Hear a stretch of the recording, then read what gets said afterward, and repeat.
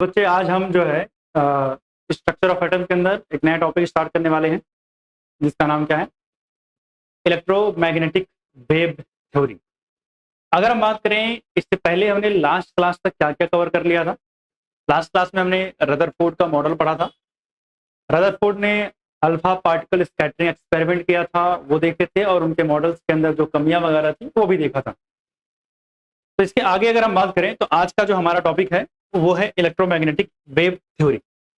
अगर मैं electromagnetic wave theory की बात करूं, ये थ्योरी दी किसने थी? मैक्सवेल ने, गिवन बाय मैक्सवेल। और ये भाई साहब क्या कह रहे थे? ये कह रहे थे कि जब भी एनर्जी ट्रांसफर होगी, यानी energy transferred from one body to another body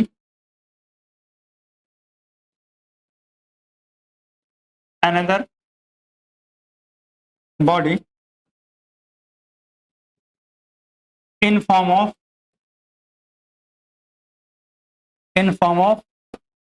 wave. किसके फॉर्म में जाएगी भाई साहब? वेव के फॉर्म में। कहने का मतलब क्या हुआ? लेट्स से मेरे पास ये दो बॉडी हैं, अगर मुझे एनर्जी को ट्रांसफर करना है इससे यहां तक, तो कैसे जाएगी? ये वेव के फॉर्म में एनर्जी ट्रांसफर होगी from one body to another body, यानी ये क्या है? वेव है। अब सुना ध्यान से, इन्होंने ये बोला कि जिन वेव की फॉर्म में एनर्जी ट्रांसफर हो रही है उन वेव को हम क्या बोल रहे हैं? इलेक्ट्रोमैग्नेटिक वेव बोल रहे हैं। अब अगर मैं बात करूं इलेक्ट्रोमैग्नेटिक वेव की, तो इनके पास क्या होता है? Both electric and magnetic field है, both electric and magnetic field, यानी इनके पास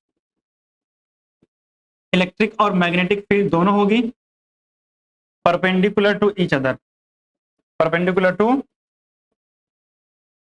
each other,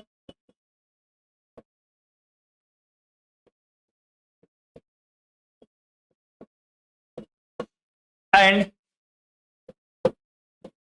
to the direction of propagation, to the direction of propagation।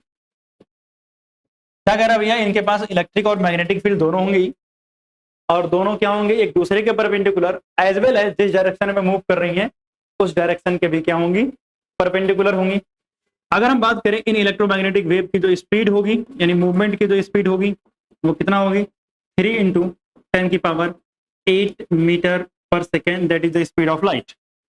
अगर हम बात करें अगली बात, तो ये वेव जो है इनको कोई मीडियम नहीं चाहिए होता है ट्रेवल करने के लिए। No medium required for propagation, इनको ट्रेवल करने के लिए कोई मीडियम नहीं चाहिए होता है। मतलब ये वैक्यूम में भी ट्रेवल कर सकती हैं। जैसे अगर बात करूं, आपने जो है क्लास 9 में पढ़ा होगा, साउंड वेव को ट्रेवल करने के लिए क्या चाहिए होता है? मीडियम चाहिए होता है। अगर वैक्यूम प्रोवाइड कर दोगे, साउंड आपकी एक जगह से दूसरी जगह पर ट्रेवल नहीं कर पाएंगी। इसी कॉन्सेप्ट पर आपने देखा होगा कि जो साउंड प्रूफ ऑफिस वगैरह बना जाते हैं जहाँ ग्लास लगता है, तो वो इसी कॉन्सेप्ट पर बनता है। और अगर मैं बात करूं इलेक्ट्रोमैग्नेटिक वेव के लिए, तो ये ट्रैवल कर लेती हैं बिना मीडियम के, इनको मीडियम की जरूरत नहीं होती है। इनमें इलेक्ट्रिक फील्ड और मैग्नेटिक फील्ड दोनों होंगी, and electric field and magnetic field दोनों क्या होंगी? एक दूसरे के परपेंडिकुलर होंगे। लेट्स से अगर मान लिया ये एक डायरेक्शन क्या है? इलेक्ट्रिक फील्ड की है, और ये दूसरी डायरेक्शन क्या है? मैग्नेटिक फील्ड की। तो दोनों एक दूसरे के परपेंडिकुलर हैं, और जिस डायरेक्शन में ये प्रोपेगेट कर रही होंगे कहाँ होगा? ऐसे बोर्ड के बाहर होगा, मतलब that is the direction of propagation. और ये सारे के सारे क्या होंगे? एक दूसरे के क्या होंगे? परपेंडिकुलर होंगे। क्लियर बात? अगर मैं आगे चलता हूं, तो इलेक्ट्रोमैग्नेटिक वेव के अंदर कई सारी वेव्स आती हैं, जिसमें अगर मैं नाम की बात करूं तो एग्जांपल है गामा रेज, इलेक्ट्रोमैग्नेटिक वेव है, एक्स रेज, अल्ट्रावायलेट रेज, फिर विजिबल रेज हो गई, इंफ्रारेड रेज हो गई, माइक्रोवेव्स हो गई, रेडियो वेव हो गई। ये सब क्या है? इलेक्ट्रोमैग्नेटिक वेव है। मेरी बात सुनना, अगर मैं इन वेव की यानी इस सीरीज के अंदर बात करूं, तो जब मैं इधर से उस तरफ मूव करता हूं, यानी जो यहां लिखा हुआ है इसमें अगर मैं लेफ्ट से कहां जाता हूं? राइट की तरफ जाता हूं, तो वेवलेंथ बढ़ती है। तो वेवलेंथ क्या होती है? बढ़ती है। तो वेवलेंथ इंक्रीज करती है, वेयर एज अगर मैं इसका अपोजिट चलता हूं तो मेरे पास फ्रीक्वेंसी जो है, यानी अगर मैं राइट से लेफ्ट आता हूं तो मेरी फ्रीक्वेंसी क्या होती है, इंक्रीज करती है। और यहां उल्टा चलने पर वेवलेंथ क्या करेगी, डिक्रीज करेगी। और अगर मैं यहां बात करूं तो वेवलेंथ अगर इंक्रीज कर रही थी बच्चे तो फ्रीक्वेंसी क्या होगी, डिक्रीज करेगी। क्लियर। तो ये वेव्स आपको पता होने चाहिए, जिसमें अगर हम बात करें हाईएस्ट वेवलेंथ जिनकी होती है रेडियो वेव है, और मिनिमम वेवलेंथ जो है किसकी है, गामा रेज की है। क्लियर बात।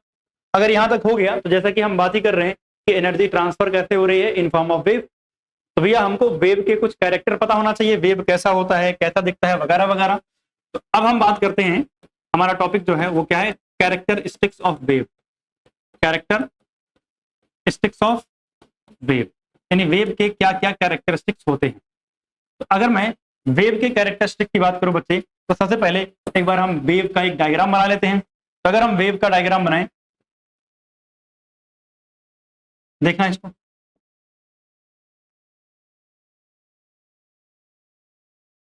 कुछ इस तरीके से आपको वेव दिखाई देती हैं।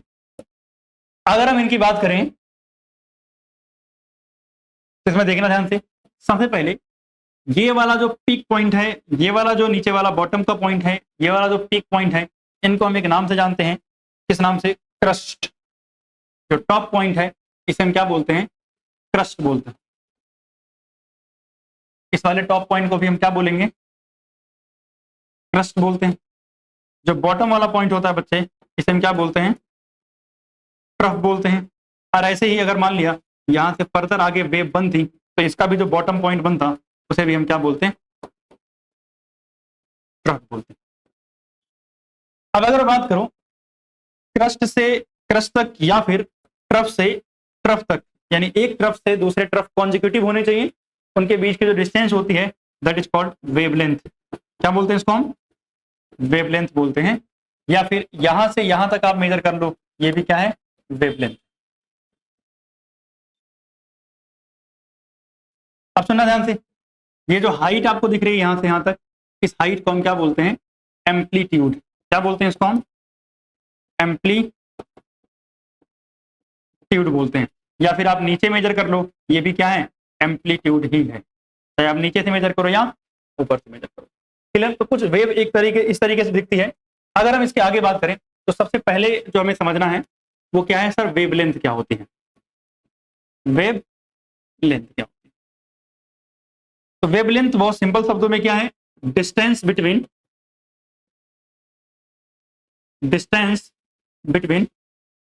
कॉन्जिक्यूटिव क्रस्ट और ट्रफ, यानी कॉन्जिक्यूटिव क्रस्ट या ट्रफ के बीच की जो डिस्टेंस होगी उसे हम क्या बोलेंगे, वेवलेंथ बोलेंगे।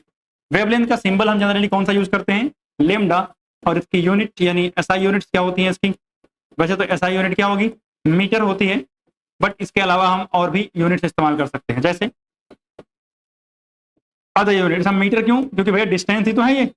इसके अलावा हम क्या इस्तेमाल कर सकते हैं, जैसे पिकोमीटर हो सकता है, नैनोमीटर हो सकता है, एंगस्ट्रॉम हो सकता है। अगर बात करूं तो 1 पिकोमीटर इज इक्वल टू कितना होता है, 10⁻⁻12 metre. 1 nanometre is equal to 10⁻⁻9 metre. और 1 एंगस्ट्रॉम अगर कहीं आपको दिख जाए तो 10⁻10 मीटर होता है, ये ध्यान रखना है। क्लियर। ये हो गई वेवलेंथ की बात। अगर मैं वेवलेंथ की बात करूं तो दूसरा मेरे पास आता है वेव नंबर। वेव नंबर, अगर मैं वेव नंबर की बात करूं, इसका सिंबल होता है न्यू। न्यू थोड़ा सा हल्का सा कर्व वी बनता है ऐसे, और इसके ऊपर लाइन, न्यू बार। वेव नंबर होता है रेसिप्रोकल ऑफ वेवलेंथ। क्या है, रेसिप्रोकल ऑफ वेवलेंथ। मतलब न्यू बार का फॉर्मूला क्या आ जाएगा, 1 में लेमडा। क्या आ जाएगा, 1 में लेमडा। अब बताओ यूनिट क्या होगी भाई, इसकी यूनिट क्या थी, इसकी यूनिट क्या थी, मीटर। इसकी क्या हो जाएगी, पर मीटर या फिर मीटर इनवर्स। जस्ट 1 मिनट रुकना।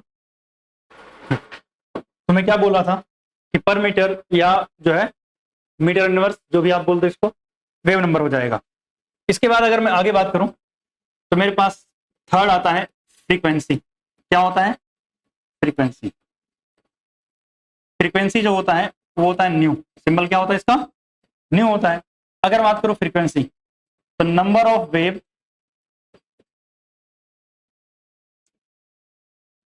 Passing from A point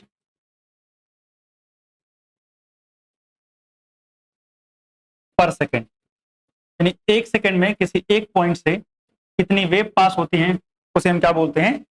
frequency बोलते हैं। अगर मैं फ्रीक्वेंसी की बात करूं तो इसकी यूनिट बेसिकली क्या होती है? हर्ट्ज। क्या होती है? हर्ट्ज, जिसको हम HZ से लिखते हैं।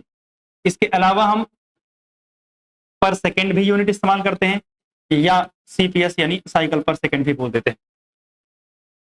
अगर मैं बात करूं बच्चे इसके फॉर्मूले की, तो न्यू इज इक्वल टू क्या होता है? 1/T, यानी reciprocal of time.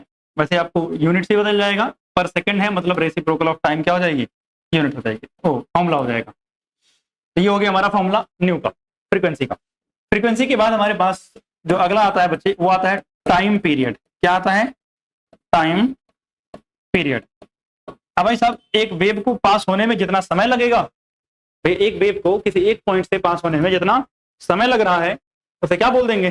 Time period. या फिर ऐसे भी तो बोल सकता हूं मैं, reciprocal of frequency. Reciprocal of frequency, या फिर मैं क्या बोलूं? Time taken by wave to pass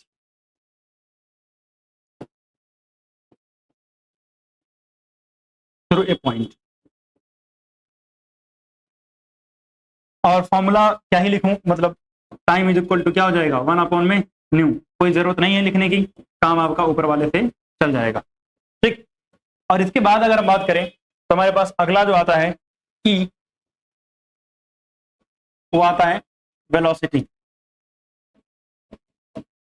velocity अगर हम बात करें इसको हम V से ही लिखते हैं। किससे? V से। न्यू नहीं है, V है। ठीक। या फिर अगर स्पीड ऑफ लाइट हुई तो हम किससे लिख देंगे? C से लिख देंगे। अच्छा आप बताओ वेलोसिटी क्या होती है भाई साहब? वेलोसिटी होती है डिस्टेंस अपॉन में टाइम। और यहाँ डिस्टेंस क्या है भैया? वेव के अंदर डिस्टेंस तो वेवलेंथ ही है। तो मैं क्या बोल सकता हूँ? Velocity is equal to wavelength upon में टाइम। और ये बताओ मुझे, वेवलेंथ लेमडा होती है, टाइम नीचे लगा दिया तो क्या आ गया? V आ गया। अब अगर मैं बात करूं किसके लिए? और EM वेव। EM वेव के लिए जो V होता है वो किसके बराबर होगा? C के बराबर होगा, that is the speed of light के बराबर। तो अगर स्पीड ऑफ लाइट के बराबर है तो मैं क्या करूंगा? रिप्लेस करता हूं। तो C इज इक्वल टू क्या हो जाएगा? लेमडा अपॉन में T। तो एक फॉर्मूला तो मेरे पास ये हुआ। अब आप मुझे बताओ, नीचे T डिनोमिनेटर में है तो मतलब 1/T है, तो मैं चाहूं तो C इज इक्वल टू क्या कर सकता हूं? लेमडा इंटू में न्यू, क्योंकि 1/T किसके बराबर होता है? न्यू के बराबर होता है। तो मेरे पास फॉर्मूले आ गए। एक ये फॉर्मूला इंपॉर्टेंट है, वैसे तो इसी का मॉडिफाइड रूप है, और एक फॉर्मूला, और एक फॉर्मूला जो हम इस्तेमाल करेंगे ये वाला। ये 3 फॉर्मूला तो एटलीस्ट आपको पता ही होना चाहिए, इसका हम यूज करते रहेंगे। क्लियर बात? अब बात करते हैं हम E के बाद F की, that is amplitude. Amplitude is nothing but, आपने क्या देखा था? हाइट, जो क्रस्ट की पूरी हाइट थी, ये हाइट को हम क्या बोल रहे थे? एम्पलीट्यूड। तो मैं बोलूं height of crust, height of crust और डेप्थ ऑफ ट्रफ, यानी क्रस्ट की हाइट या ट्रफ की डेप्थ, इसे हम क्या बोलते हैं? एम्पलीट्यूड बोलते हैं। तो ये सारे वेव के कैरेक्टरिस्टिक्स है जो हमें पता होना चाहिए। इनकी बेसिस पर कुछ न्यूमेरिकल्स भी होते हैं, वो आगे हम करेंगे, बट एक बार पहले जो है इसको नोट डाउन करो, फिर चलते हैं अगली थ्योरी पे, एंड देन लास्ट में हम न्यूमेरिकल्स वगैरह देखेंगे। ठीक है ना? क्लियर? तो नोट करो इसको थोड़ा बहुत। तो हमारा जो अगला टॉपिक है वो क्या है? वो है प्लैंक क्वांटम थ्योरी। कौन सी है? Planck quantum theory. तो अगर मैं बात करूं बच्चे, तो पिछले कॉन्सेप्ट के हिसाब से हमें यह पता चला कि लाइट ट्रेवल कैसे कर रही है, इन फॉर्म ऑफ वेव, यानी एनर्जी ट्रेवल कैसे कर रही है, वेव के फॉर्म में। प्लैंक क्वांटम थ्योरी ने बिल्कुल अपोजिट कहा उसका।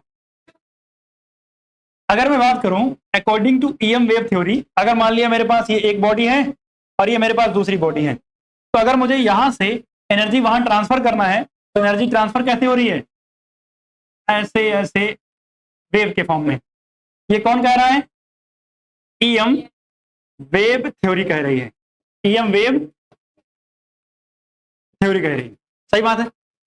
लेकिन जो प्लैंक भाई साहब हैं, ये क्या कह रहे हैं? ये कह रहे हैं भैया ऐसा नहीं होता है, जो तुम बोल रहे हो ये बात जो है बहुत ही बुरी और वाहियात बात है।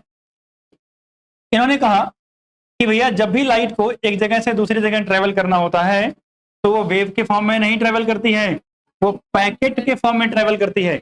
मतलब एनर्जी के पैकेट होंगे मेरे पास, जैसे एक पैकेट हो गया, ये पैकेट आगे जाएगा, फिर ये पैकेट और आगे जाएगा, और फिर फाइनली इसके पास पहुंच जाएगा। यानी energy travel in form of packet. और इस पैकेट को इन्होंने बोला था क्वांटा। क्या बोला था? क्वांटा। और quanta is nothing but packet of energy. क्या है? पैकेट ऑफ एनर्जी है।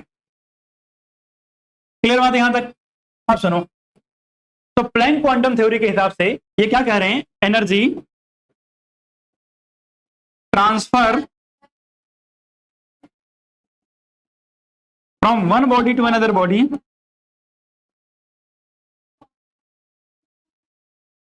one body to another body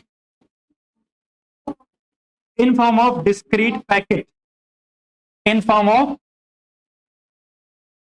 discrete packet of energy, discrete packet of energy।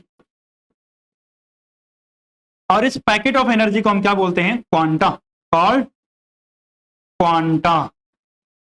ठीक। और इन्होंने बोला कि भाई ठीक है, अगर नॉर्मल हुआ तो ठीक है, लेकिन अगर लाइट हुआ, कौन हुआ? Light energy. इसके लिए for light energy, light energy के लिए हम रिस्पेक्टफुली एक अलग शब्द इस्तेमाल करेंगे। और वो कौन सा शब्द है भैया? फोटोन। किसके लिए इस्तेमाल करेंगे? फोटोन। तो फोटोन भी क्या है? पैकेट ऑफ एनर्जी है, या फिर आप बोलो क्वांटा ऑफ लाइट है। क्या है? Quanta of light. मतलब अगर पैकेट किसका हुआ? लाइट एनर्जी का, तो शब्द कौन सा यूज होगा? फोटोन। कौन सा वर्ड इस्तेमाल करेंगे? फोटोन वर्ड इस्तेमाल करेंगे। अब बताओ, इन्होंने बोला कि जो एनर्जी होगी, भाई साहब देखो एनर्जी के फॉर्म में बता दिया कि लाइट ट्रेवल कर रही है, लेकिन अगर लाइट एनर्जी के फॉर्म में ट्रेवल कर रही है, तो पैकेट के फॉर्म में ट्रेवल कर रही है, तो पैकेट के अंदर एनर्जी कितनी होगी? पैकेट के अंदर कितनी एनर्जी होगी, ये कौन बताएगा? तो इन्होंने ये बताया कि भैया energy of quanta, energy of quanta जो है वो क्या है? डायरेक्टली प्रोपोर्शनल है। वो क्या है? डायरेक्टली प्रोपोर्शनल है, directly proportional to frequency, directly proportional to frequency. यानी इनके हिसाब से क्या हुआ कि E यानी energy is directly proportional to nu. अगर प्रोपोर्शनलिटी का साइन हटाएंगे तो एक कांस्टेंट आएगा, जिनका कांस्टेंट था H न्यू। यानी फॉर्मूला क्या बन के आ गया? E is equal to H nu. और अगर हम बात करें यहाँ H क्या है? H is Planck constant. क्या है? Planck constant. और प्लैंक कांस्टेंट की वैल्यू कितनी है? 6.626 × 10⁻⁻34 जूल सेकेंड, जूल सेकेंड। ठीक है ना? ये प्लैंक कांस्टेंट की वैल्यू है। अब आप बताओ, अभी आप वेव थ्योरी के हिसाब से न्यू पढ़ के आ रहे हो। New is frequency, and frequency को हम कैसे लिख सकते हैं? बताओ जल्दी से। अगर आप बात करें तो एक और फॉर्मूला बनेगा, यहां से देखता हूं इधर। आप बताओ, अभी आपने पढ़ा है कि C इज इक्वल टू क्या होता है? लेमडा न्यू होता है ना। लेमडा इंटू में न्यू, तो अगर मैं न्यू निकालूंगा तो क्या हो जाएगा, सी अपॉन में लेमडा हो जाएगा। और अगर मैं इसको वहां सब्स्टिट्यूट कर दूं तो मुझे क्या मिल जाएगा, E is equal to H C by lambda. तो एक दूसरा फॉर्मूला मिल जाएगा, तो ये वाला फॉर्मूला भी क्या है, काम का है। ठीक ठीक।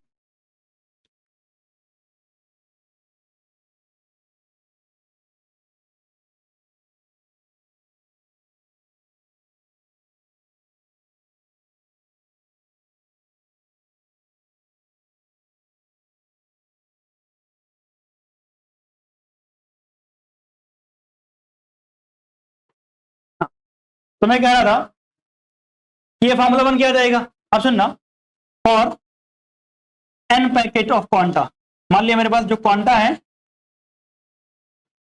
वो एन पैकेट है, उसके एन मतलब भैया हो सकता है एक पैकेट हो, दो पैकेट हो, तीन पैकेट हो, चार पैकेट हो, नहीं पता हमें। तो for N packet of quanta energy कितनी हो जाएगी, is equal to N H nu बोल दो, या फिर is equal to N H C by lambda, where N क्या है, number of quanta, number of packet of quanta बोल दो या क्वांटा बोल दो, नंबर ऑफ क्वांटा, क्लियर। हाँ, ये नोट कर लो।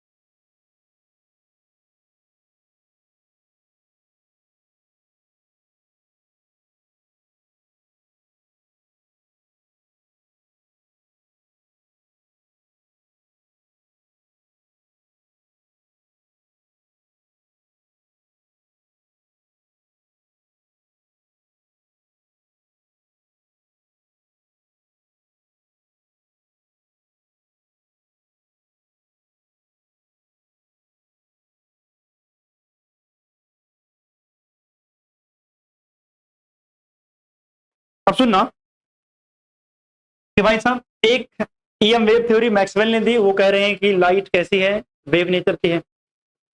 और एक थ्योरी प्लैंक ने दी, वो कह रहे हैं कि लाइट कैसी है, पार्टिकल नेचर की है, मतलब पैकेट्स के फॉर्म में एनर्जी ट्रांसफर हो रहा है।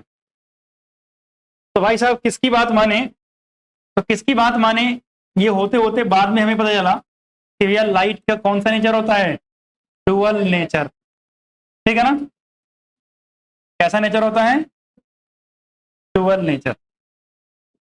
लाइट वही है जो इंसान को नहीं होना चाहिए। अगर हम बात करें डुअल नेचर की, तो कौन कौन सा नेचर है इसके पास, एक क्या है, वेव नेचर और एक पार्टिकल नेचर। तो एक हुआ वेव नेचर और दूसरा क्या है, पार्टिकल नेचर।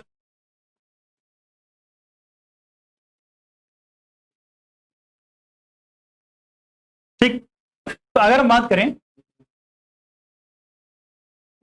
वेव नेचर की, तो वेव नेचर एक्सप्लेन किसने किया था भैया, ईएम वेव थ्योरी ने,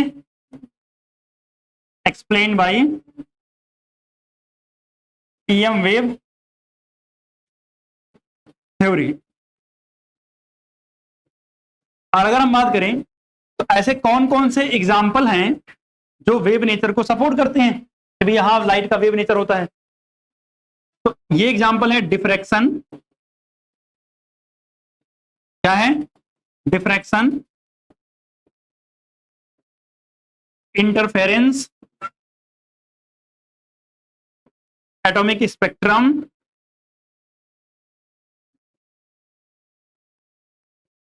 ये सब क्या करते हैं, सपोर्ट करते हैं वेव नेचर को। मतलब इन सब जगहों पर वेव नेचर लाइट का देखने को मिलता है। वैसे अगर बात करूं डिफ्रैक्शन, इंटरफेरेंस, ये सब आप कहां पढ़ोगे, फिजिक्स में क्लास 12th में पढ़ोगे, ठीक है। अगर हम बात करें पार्टिकल नेचर का, तो पार्टिकल नेचर को एक्सप्लेन किसने किया,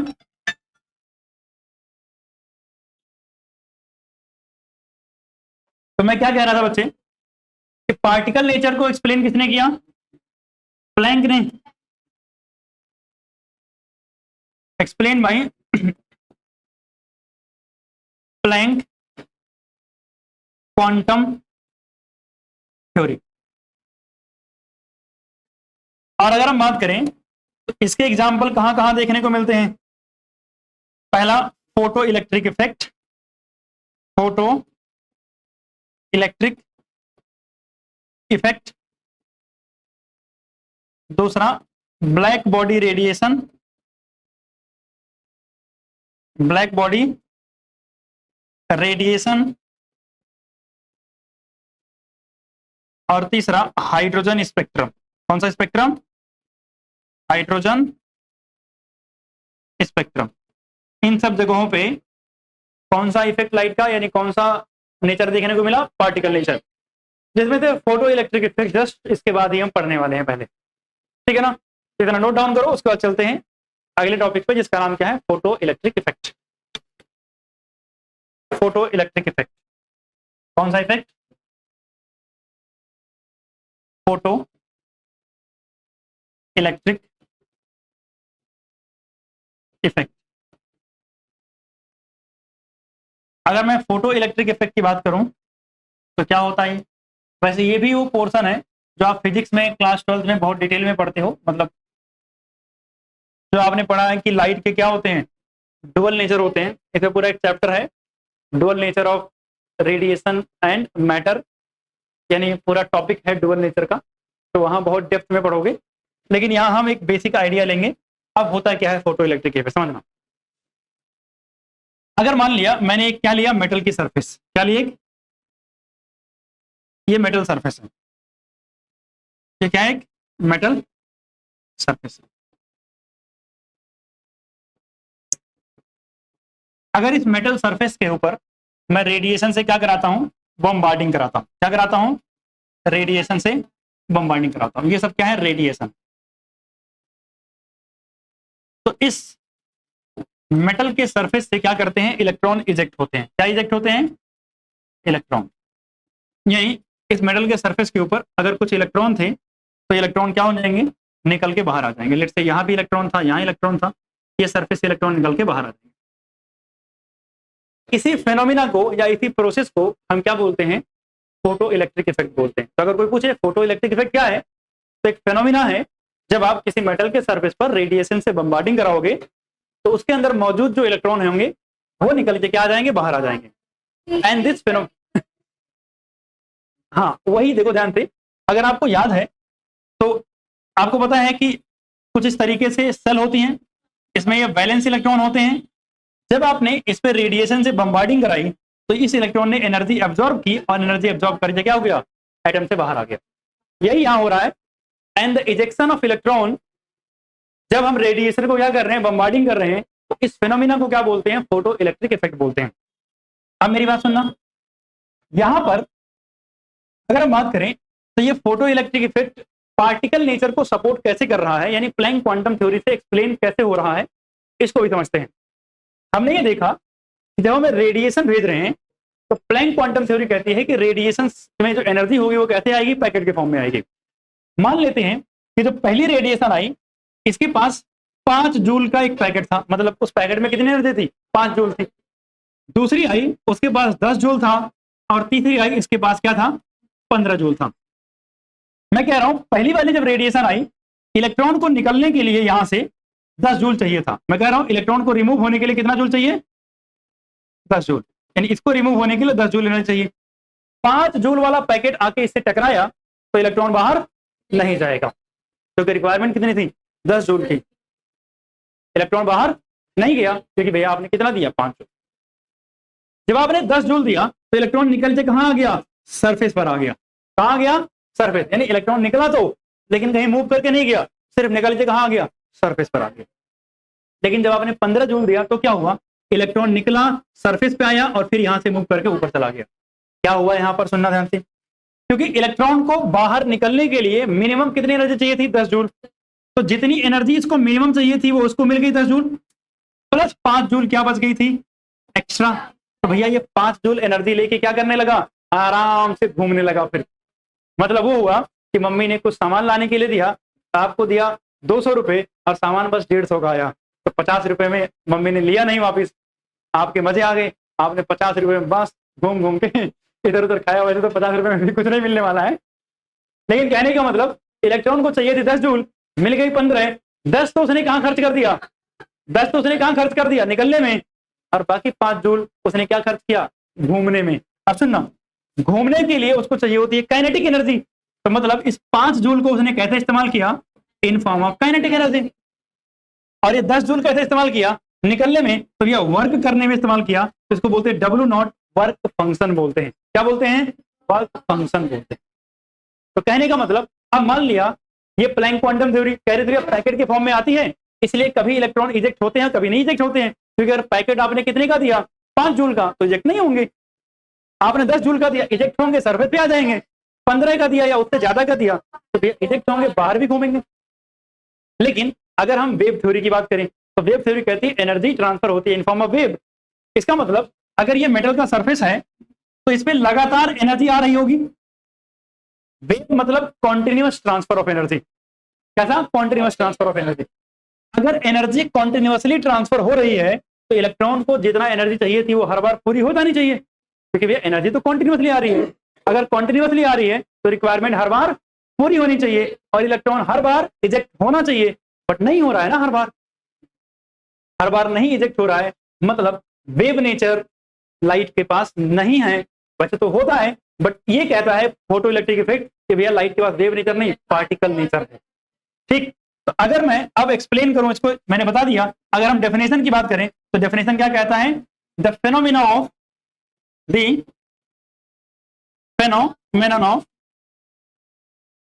ejection of electron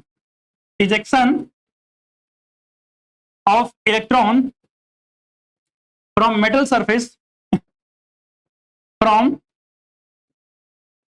metal surface when radiation of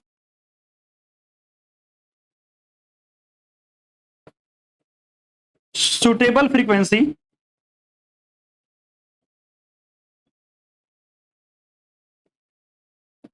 strikes on the surface, जब सुटेबल फ्रीक्वेंसी की रेडिएशन सरफेस को स्ट्राइक करती है तो इलेक्ट्रॉन निकल के बाहर आ जाते हैं, और इसी फेनोमेना को क्या बोलते हैं, फोटो इलेक्ट्रिक इफेक्ट बोलते हैं। अब सोचना, अगर मुझे ये पता करना हो कि सर ये जो पैकेट आ रहा था इस पैकेट में कितनी एनर्जी है, तो मैं बोलूंगा भैया ये पता कर लो इलेक्ट्रॉन को निकलने के लिए कितना एनर्जी चाहिए थी, और उसने काइनेटिक एनर्जी के फॉर्म में कितना एनर्जी वेस्ट की या घूमने में कितना एनर्जी इस्तेमाल की, तो भैया एनर्जी ऑफ फोटोन या एनर्जी ऑफ पैकेट किसके बराबर होगा, work function plus kinetic energy के बराबर होगा, होगा ना। ये क्या है, वर्क फंक्शन है, क्या ये वर्क फंक्शन, और ये क्या है काइनेटिक एनर्जी, ये क्या है काइनेटिक एनर्जी जो ये घूमने में इस्तेमाल करेगा। तो अगर कोई आपसे पूछे सर बताओ वर्क फंक्शन क्या होता है, तो वर्क फंक्शन कम से कम एनर्जी है टू इजेक्ट द इलेक्ट्रॉन, सही बात है। तो मतलब क्या हुआ, work function is minimum energy required by electron to reach on the या to eject from the metal surface, eject from the metal surface, यानी मेटल के सरफेस से निकलने के लिए कितना चाहिए। और काइनेटिक एनर्जी आपको पता ही है, एनर्जी जिसका इस्तेमाल क्या करेंगे, मूवमेंट में करेंगे यानी मोशन में करेंगे। तो यहां तक की बात हुई कि फोटो इलेक्ट्रिक इफेक्ट क्या होता है और उसमें दो एनर्जी कौन कौन सी हैं, क्लियर बात यहां तक, ठीक। इसको नोट डाउन करो फिर आगे चलता हूं। तो हम बात करें आगे, तो हमने क्या देखा कि sir E is equal to क्या था, W not plus kinetic energy, यही था ना। हाँ काइनेटिक एनर्जी खत्म कर ले इसको, तो क्या था E is equal to W not plus kinetic energy. अब सुनना, एनर्जी को अभी हमने पढ़ा था कि प्लैंक क्वांटम थ्योरी के हिसाब से हम एनर्जी को क्या लिख सकते हैं, h लिख सकते हैं, सही बात है। Is equal to W not क्या है, थ्रेशोल्ड एनर्जी है, इसको हम लिख सकते हैं h न्यू नॉट। अब सुनना, न्यू क्या था, फ्रीक्वेंसी, अब ये न्यू नॉट क्या है, ये है थ्रेशोल्ड फ्रीक्वेंसी। कौन सी frequency, threshold frequency. Threshold frequency का मतलब मिनिमम फ्रीक्वेंसी जितनी चाहिए होती है, ठीक है ना। उसके बाद अगर हम बात करें तो प्लस काइनेटिक एनर्जी का फॉर्मूला क्या होता है, हाफ mv²। तो मेरे पास ये एक और फॉर्मूला बन जाएगा, E is equal to h nu not half mv²। अब सुनो, इसी को अगर न्यू को क्या लिख दोगे, c/λ लिख दोगे, तो फिर से एक फॉर्मूला बन जाएगा। तो मतलब आप मॉडिफाई करके फॉर्मूला बना सकते हो, वो आपके ऊपर डिपेंड करता है, क्लियर बात।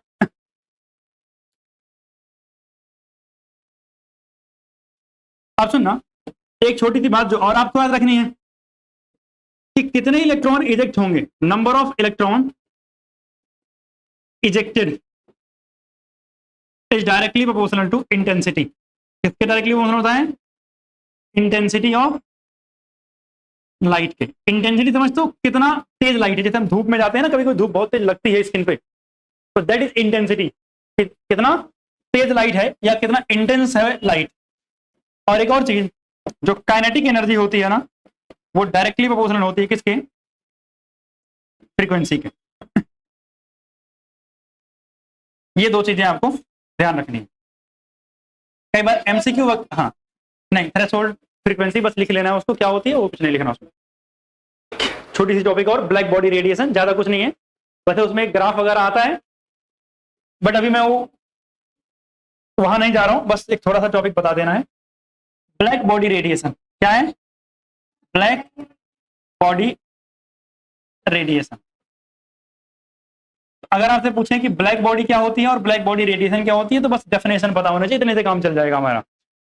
तो सबसे पहले ब्लैक बॉडी किसको बोलते हैं, जो बॉडी ब्लैक होती है, नहीं, ब्लैक बॉडी जो है, body which can emit and absorb all radiations, उसे हम क्या बोलते हैं, ब्लैक बॉडी। और इस फेनोमिना को क्या बोलते हैं, ब्लैक बॉडी रेडिएशन। एंड जो फेनोमिनन है इसको क्या बोलते हैं, ब्लैक बॉडी रेडिएशन। और अगर मैं एक बात बताऊं, जो ब्लैक बॉडी होती है ना, वो आइडियल बॉडी होती है। क्या होती है, आइडियल बॉडी होती है। और ऐसी आइडियल बॉडी जनरली होती नहीं है, आइडियल कुछ भी चीज नहीं होता है। ठीक है, तो यहां तक आज की क्लास में हम रख रहे हैं। इसकी अगली क्लास में डायरेक्टली क्या स्टार्ट होगा, बोहर मॉडल, और बोहर मॉडल को भी उसमें हम फिनिश कर देंगे पूरा। ठीक है, और बोहर मॉडल फिनिश करने के बाद फिर क्वांटम मैकेनिकल मॉडल पे चलेंगे।